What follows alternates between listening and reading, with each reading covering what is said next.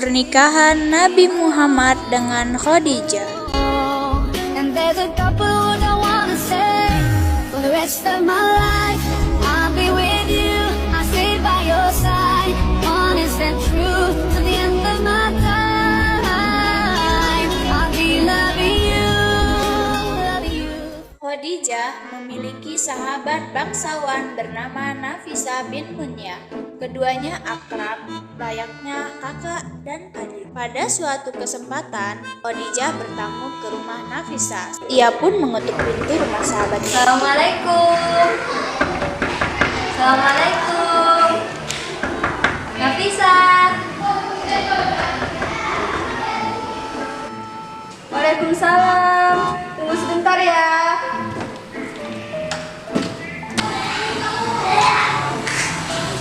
Oh, Khadijah, silakan masuk. Terima kasih. Maaf ya, aku baru bisa mengunjungimu sekarang. Tidak apa-apa. Aku tahu kamu sibuk mengurus bisnis. Bagaimana keadaanmu dan anak-anakmu?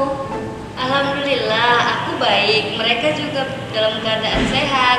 Bagaimana kabarmu, hai Nafisa? Oh iya, aku baik. Tentu saja. Wajahmu tampak ceria. Apa ada hal baik yang belum aku ketahui, Khadijah? Ya, seperti yang kau lihat Nafisa, aku ini memang tidak bisa menyembunyikan rahasia dari. Nafisa mencoba merayu Khadijah. Beberapa waktu yang lalu, Nafisa mendengar kabar bahwa sahabatnya itu telah menolak beberapa lamaran dari beberapa pembesar Mekah. Sebentar. Apa yang membuatmu mengunjungiku di tengah kesibukanmu? Apa ini tentang calon pendampingmu? Iya, lagi-lagi tebakanmu benar Nafisa. Tapi apakah kau tahu mengapa aku menolak para pelamar itu? Apa karena harta yang kau miliki? Iya, itu salah satunya.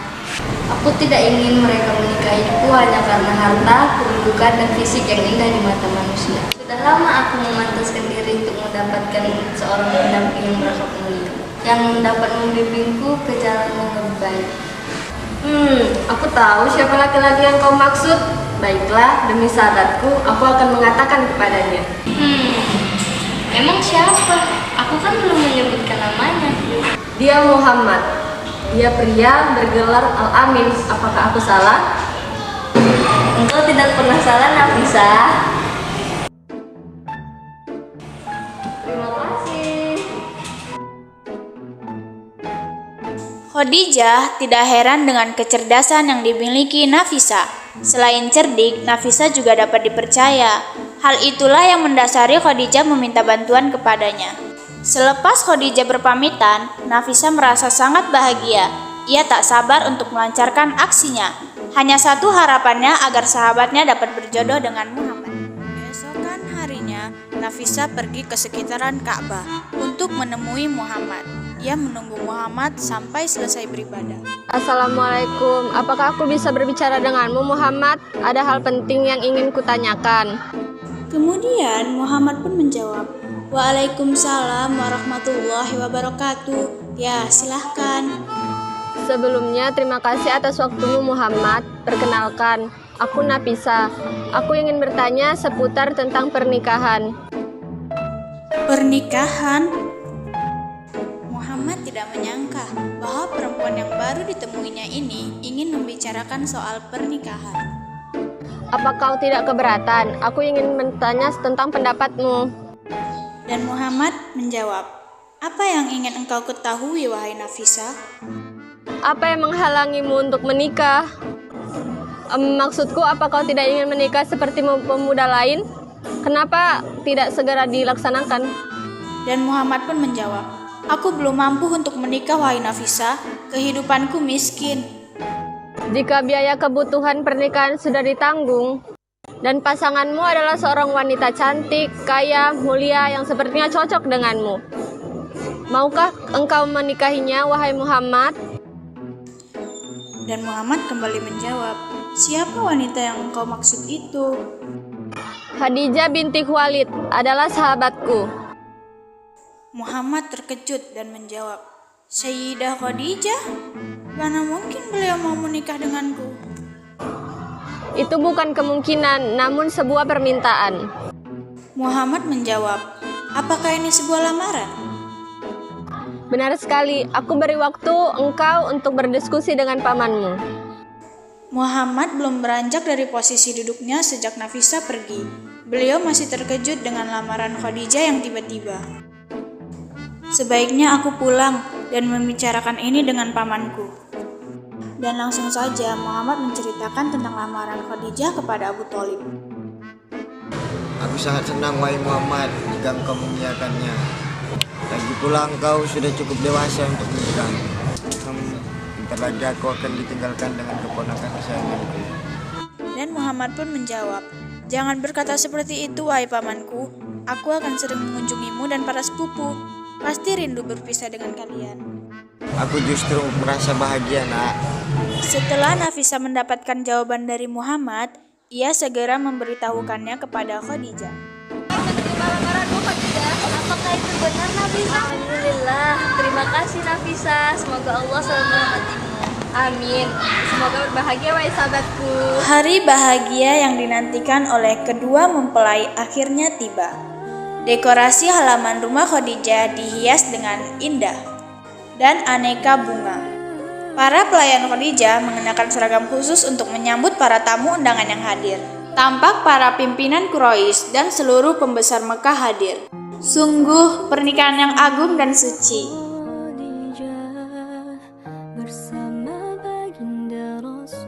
Pernikahan Muhammad dan Khadijah berlangsung dengan sakral.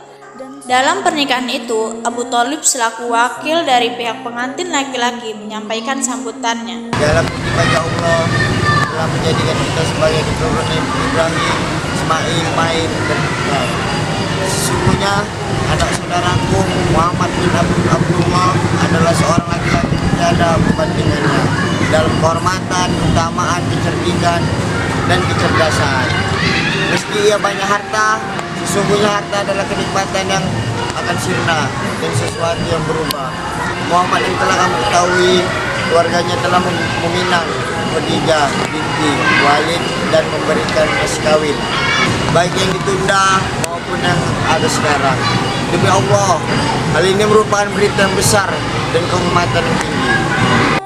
Kemudian sambutan diteruskan oleh Waraqah bin Naufal selaku wakil dari pihak pengantin wanita. Segala puji bagi Allah yang telah menjadikan kami sebagaimana yang telah disebut, memberi kami keutamaan sebagaimana telah dikatakan. Buka serta penguasaan bahasa Arab dan begitu pula kalian. Tidak ada kabilah yang mengingkari keutamaan kalian. Kami ingin menjalin tali ikatan dengan kalian. Saksikanlah wahai orang-orang Quraisy bahwa saya telah menikahkan Khadijah binti Khuwailid dengan Muhammad bin Abdullah. Mahar yang dikeluarkan dari pihak mempelai laki-laki untuk diberikan kepada pihak mempelai wanita adalah sebanyak 12 ekor unta muda. Penduduk Mekah tidak memandang pernikahan Muhammad seorang laki miskin dengan Khadijah wanita berkedudukan tinggi penuh harta berdasarkan status sosial mereka, melainkan mereka beranggapan bahwa keduanya adalah pasangan ideal yang mengharumkan nama suku Quraisy. Bahkan mereka sangat menantikan lahirnya keturunan yang baik dari rahim Khadijah. Khadijah diharapkan menjadi seorang istri yang selalu mendukung suaminya dengan penuh kasih sayang dan harta yang dimiliki. Sebaliknya, Muhammad sebagai seorang suami akan membimbing istrinya dengan bijak menuju keluarga sakinah dan mawaddah. Hal itulah yang diharapkan dari keluarga besar dari kedua belah pihak. Demikianlah kisah pernikahan Muhammad dan Khadijah. Hikmah yang dapat kita ambil dari kisah ini adalah jangan khawatir perihal jodoh, karena Allah Subhanahu wa Ta'ala telah menciptakan laki-laki dan perempuan secara berpasang-pasangan dan menjamin keberadaannya sesuai cerminan diri kita. Jadi, tugas kita sebagai manusia adalah teruslah memantaskan diri menjadi hamba yang bertakwa. Wallahu a'lam bishawab.